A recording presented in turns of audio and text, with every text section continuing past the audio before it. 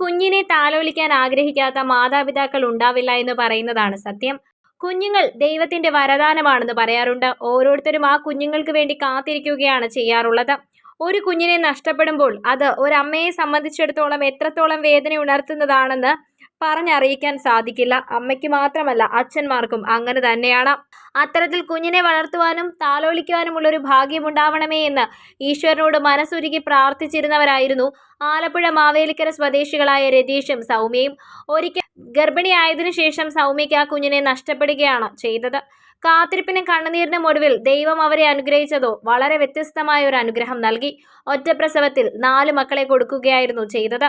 കാത്തിരിപ്പിനൊടുവിൽ ഗർഭിണിയായ ആദ്യത്തെ കുഞ്ഞിനെ കയ്യിലെടുക്ക് കിട്ടാൻ ദിവസങ്ങൾ ബാക്കി നിൽക്കവെയാണ് ആ കുഞ്ഞിനെ നഷ്ടപ്പെട്ടു പോകുന്നത്. അത് രതീഷിനും സൗമ്യയ്ക്കും നൽകിയ ഡ്രോമ ചെറുതായിരുന്നില്ല എന്ന് പറയുന്നതാണ് സത്യം. ആ ഡ്രോമയിൽ നിന്നൊക്കെ ഒന്ന് മാറി വന്നത് പിന്നീടാണ്. വളരെയധികം ശ്രദ്ധ നേടിയെന്ന് പറയുന്നതാണ് സത്യം. ഓരോ വാർത്തകളും ഇപ്പോൾ അതിനെക്കുറിച്ചുള്ളത് പറഞ്ഞുകൊണ്ടിരിക്കുകയാണ്. ഓരോ വാർത്തകളെക്കുറിച്ചുമുള്ള ഈ ഒരു സംഭവത്തിൽ ഏറ്റവും കൂടുതൽ ശ്രദ്ധ നേടുന്നത് ഒറ്റ പ്രസവത്തിൽ തന്നെ 4 കുട്ടികളുണ്ടായി എന്നത് തന്നെയാണ്. 4 കുട്ടികളെ ഒറ്റ പ്രസവത്തിൽ എങ്ങനെ നോക്കുമെന്നത് വലിയൊരു ടാസ്ക് തന്നെയായിരുന്നു എല്ലാവർക്കും. എന്നാൽ ആ ടാസ്കിനെയൊക്കെ വിജയിച്ചിരിക്കുകയാണ് ഈ മാതാപിതാക്കൾ.